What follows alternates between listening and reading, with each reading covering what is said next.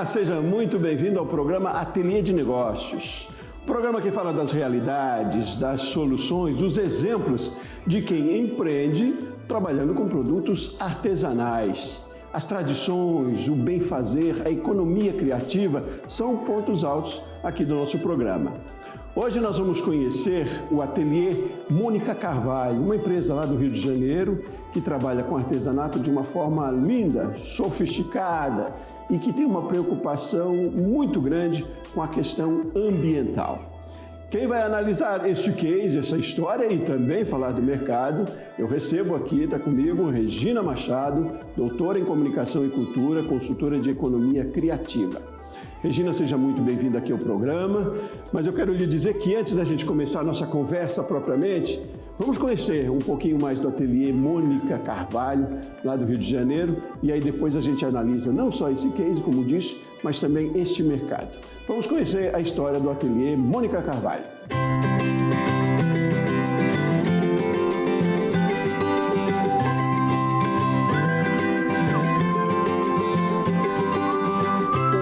O interesse pelos trabalhos manuais existe, eu acho que ele nasceu comigo. A minha avó morava com a gente e a vovó era muito habilidosa, ela costurava muito bem, ela fazia crochê e eu, desde pequena, tinha uma máquina de costura que está aqui até hoje e eu ficava costurando para as minhas bonecas junto com a vovó.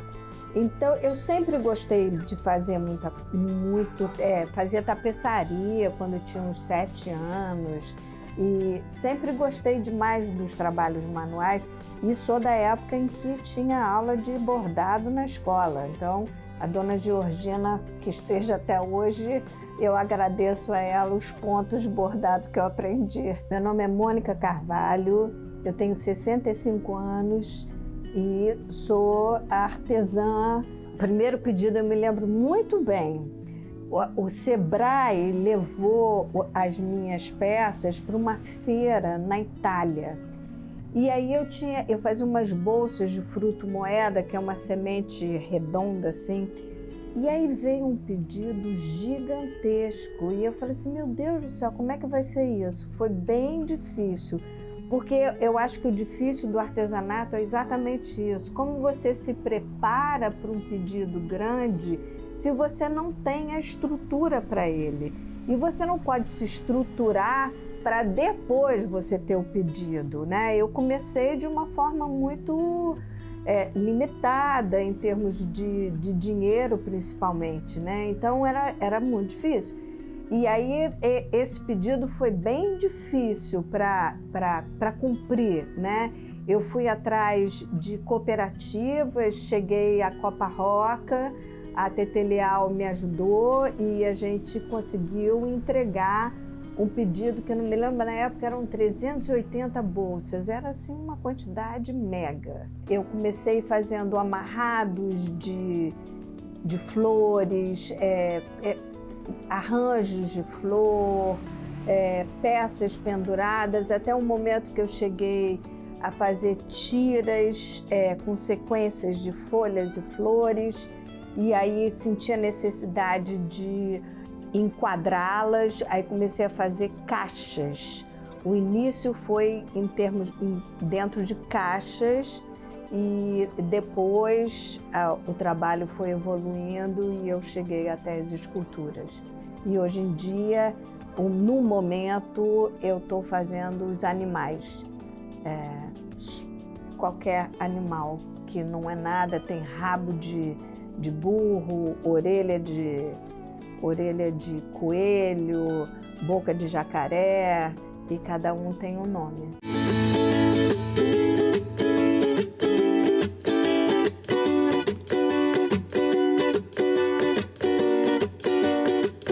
Lancei um livro pelo Senac, que é um livro, um making of. A ideia de fazer esse livro surgiu, na verdade eu queria muito fazer um livro com um amigo fotógrafo, que é o Murilo Meirelles, que é um super fotógrafo, e a gente conseguiu escrever, mas a gente acabou que não conseguiu patrocínio para isso e surgiu essa oportunidade de fazer esse livro do Making Off através do Senac, e que foi uma grande oportunidade. Eu acho que ele mostra o trabalho, ele mostra as sementes, são 37 sementes, e o fazer de cada semente, de cada peça, né? E esse foi o livro que a gente fez. Teve muitas premiações ao longo desses 25 anos, se dedicando a uma profissão que é milenar, mas num processo diferenciado, que era usando a natureza como suporte, né? E top 100, ganhei 6 top 100 e ganhei o prêmio da ONU, que foi um prêmio muito significativo, que eram 10 mulheres brasileiras ligadas ao artesanato, uma representando cada estado. Então era a Raimunda, que é uma indígena do Acre, ela é Runicuí. Aí tinha a paneleira do Espírito Santo, a bordadeira a Dorinha, que é a bordadeira que faz renda, do Ceará, enfim. Nós éramos 10 mulheres recebendo aquele prêmio na ONU, que foi uma homenagem, e a gente teve uma exposição, além de cada uma falar no púlpito. Foi uma super oportunidade e um momento assim de falar, uau, eu estou seguindo o caminho certo, né? Porque durante muito tempo eu tive muita dúvida se eu estava sendo teimosa ou perseverante para seguir o caminho do artesanato. A produção que é feita aqui no ateliê e na casa de artesãos. Algumas peças que são muito complexas, grandes ou de difícil manuseio, a gente faz aqui. O que é feito aqui é feito por... Eu tenho duas funcionárias que são fixas aqui e tem diversas outras cooperadoras de muito tempo, queridas, que a gente foi fazendo um laço e levam para casa e trazem para cá, né? Então, ela é muito dentro desse caminho. Às vezes vai para lá, depois volta de novo. Tem o Ferreiro também, que é outro companheiro, outro amigão que está junto há muitos anos, que também faz muitas base das esculturas, estrutura dos painéis, e é assim, não tem muita regra, não.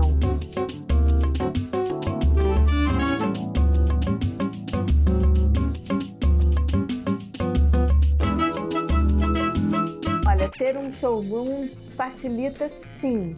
Eu acho que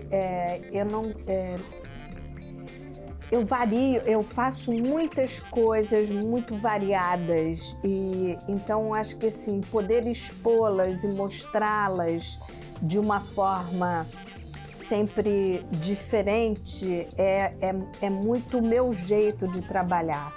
Eu nunca pensei em ter uma loja, as pessoas sempre insistiam para ter uma loja, mas eu acho que a loja eu fico muito presa, né? Eu teria que estar sempre fazendo aquilo que o mercado está pedindo naquele momento externamente para manter uma aparência. E eu trabalho muito com encomenda, com arquiteto, mas o showroom não é um ponto de venda, é um ponto de venda, mas não é uma loja, não tem uma conformação de loja, né?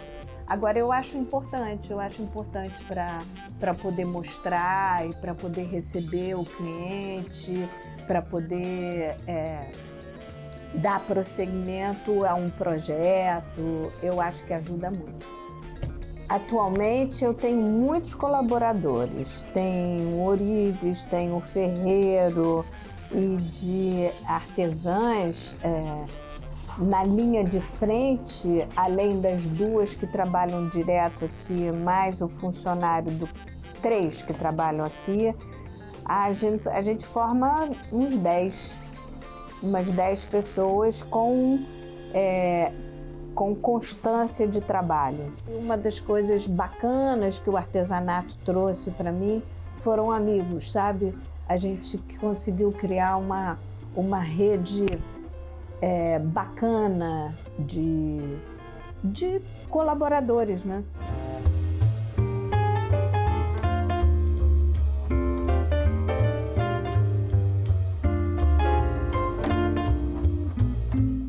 Quando o cliente chega para mim solicitando alguma coisa, eu tento ouvir, perceber, ver o espaço que ele quer para poder oferecer uma coisa que se encaixe no desejo dele, né? Muitas vezes o cliente chega aqui querendo preencher uma parede tal e acaba preenchendo um buraco, outro junto com aquele espaço, acrescentando, mudando as almofadas, porque a gente tem muitas opções, a gente faz... a linha de casa ela é muito aberta, né? Tem almofada, tem vassouras, tem vasos, chegando a esculturas e painéis grandes, também tem o lado de bijuteria, que consiste em joias mais elaboradas, feitas com ourives, joias mais delicadas, além de bolsa, cinto. A gente faz junto tudo. Comecei trabalhando, como eu falei lá no início, por puro acaso, né? Eu sempre fui jeitosa, gostava de usar as mãos e fui para Lavras Novas, conheci a catadora, trouxe um monte de coisa para casa, comecei a fazer e comecei a vender para os meus alunos, porque eu era professora de inglês. Até que uma amiga que tinha um ateliê em São Conrado me chamou para pegar uma sala do ateliê. Fazendo isso, eu fiquei um pouco receosa, mas como não havia um contrato, eu fui. E aí eu trabalhava de manhã dando aula e no final do dia, e durante o dia, à tarde, eu ia para o espaço no ateliê. Até que um ano depois, eu comecei a perceber que a minha energia estava indo muito mais para as sementes e que aquilo que eu adorava fazer, que era dar aula, já não era a minha paixão. E aí eu tive coragem de montar uma empresa, porque eu precisava emitir nota fiscal e a coisa começou a ter uma solicitação e eu acreditei no ateliê, mas ele não surgiu como um desejo que eu tivesse. Eu nunca havia pensado assim, ou projetado, eu quero ser empreendedora, eu quero ser autônoma, eu quero fazer um trabalho assim. Eu já era autônoma porque eu dava aula, mas o meu universo era um outro completamente diferente.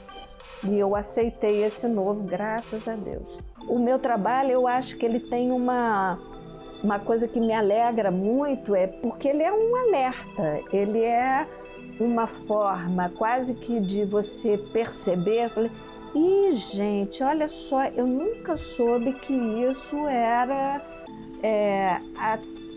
a semente de azeitona, que da semente de azeitona a gente consegue fazer um colar, né?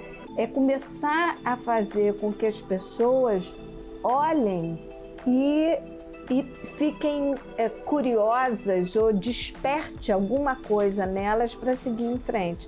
E eu acho que eu venho conseguindo isso, porque quando eu comecei, eu era a única no Rio de Janeiro, não vou falar no Brasil, mas eram muito poucas as pessoas que trabalhavam com artesanato nesse âmbito. E hoje em dia tem muita gente que faz esse trabalho, muitos que me copiam, que eu acho que é uma pobreza, Pobreza no sentido de, eu acho que todos nós temos uma capacidade criativa e que a gente tem que estimular isso, né? E não é copiando que você vai conseguir a tua satisfação.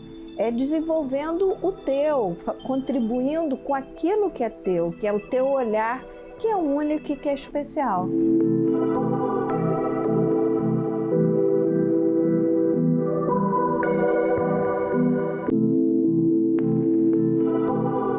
Linda essa história, né? Lindo material, o propósito também do trabalho da Mônica e do marido dela, também artista, né? O Klaus Schneider. Bom, nós vamos fazer um intervalo rapidinho agora e, como disse, no próximo bloco eu converso com Regina Machado, doutora em Comunicação e Cultura e consultora de Economia Criativa. Vamos para o intervalo, voltamos em instantes.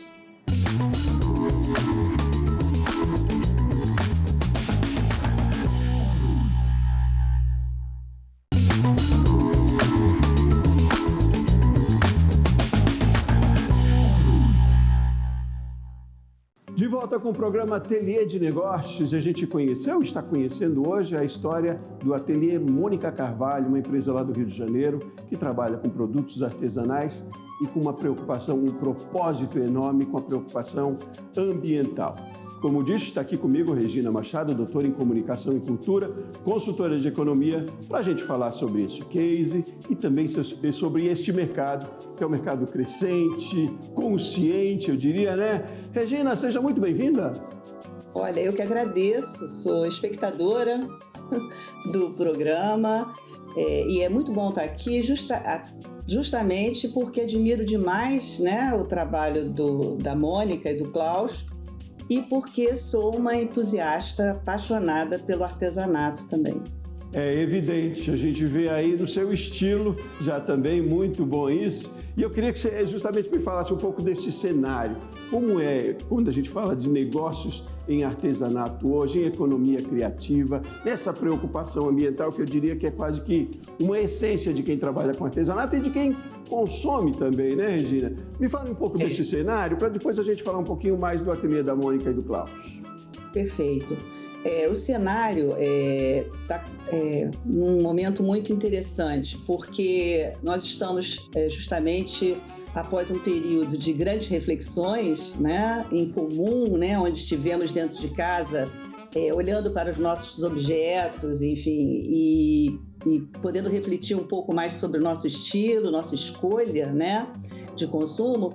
Nós estamos talvez mais sensibilizados, né, pelos produtos que têm, como você falou, bons propósitos, né? É uma tendência do mercado de consumo de objetos, né?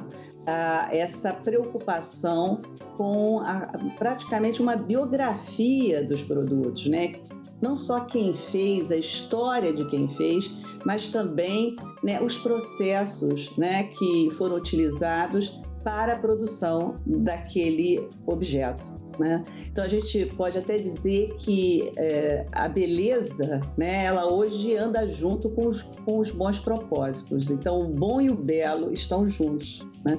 E o artesanato, ele tem esse caráter, né? Esse caráter de não só, né, de ter essa dinâmica, essa temporalidade, né, que humana, né, aquele fazer humano que totalmente diferente da produção de obsolescências, né, com o qual a gente lida cada vez mais no universo dos produtos industrializados.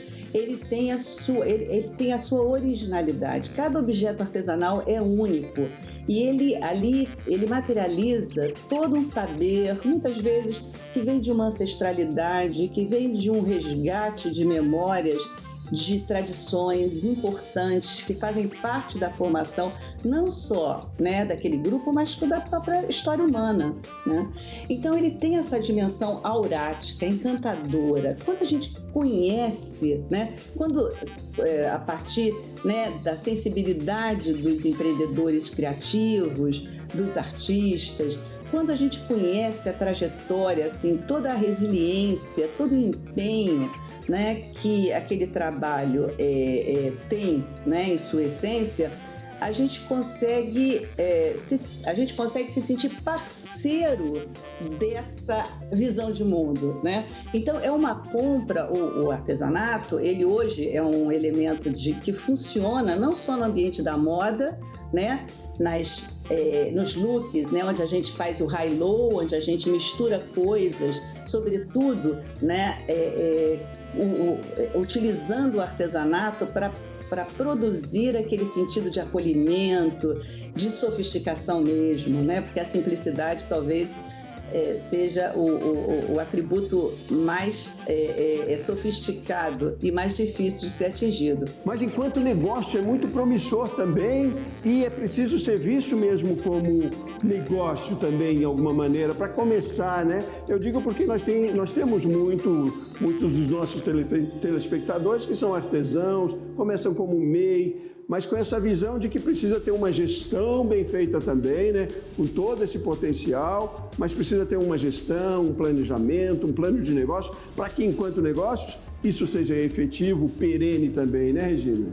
Não, com certeza. É um negócio que tem muitas possibilidades, não só por ser uma prática, né, que permite, né, que as pessoas se mantenham nos seus lugares, né, que elas não precisem se deslocar todas para os grandes centros, né? Também o artesanato, estou falando então do que a gente já sabe do artesanato tradicionalmente, né? Que as mulheres podem ficar cuidando das suas crianças, trazer dinheiro para sua família, o próprio lugar da mulher. Se você olhar os grupos artesanais no Brasil, você vai ver como são fundamentais para a recolocação do lugar da mulher dentro da economia das famílias. E ela ganha, então, um respeito muito grande, né? Traz os maridos e os filhos para trabalharem com elas. É muito emocionante.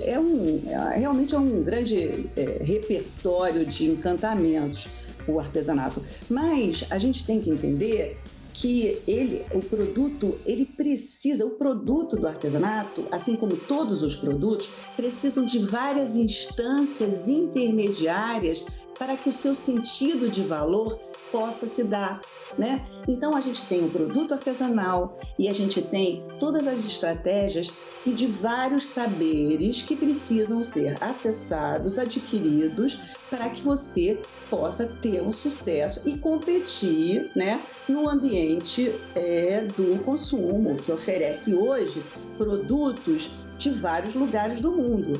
Então, o Sebrae oferece qualificações e treinamento de várias dessas necessidades que o negócio do artesanato, ou que todos os negócios têm, mas o negócio do artesanato também, né?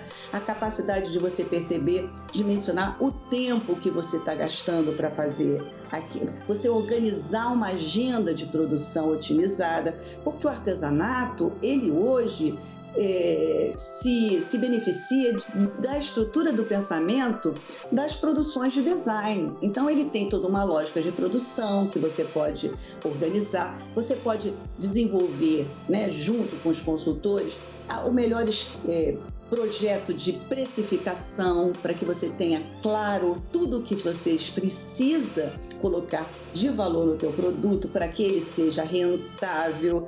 Você, ao mesmo tempo, hoje, você tem uma ampliação do campo de venda, porque por causa da internet, então a gente não precisa, o artesanato não precisa ficar somente sendo vendido nas feirinhas de artesanato, próximas do seu lugar de moradia. Ele circula pelo mundo através dos marketplaces, então é importante que você, né, invista.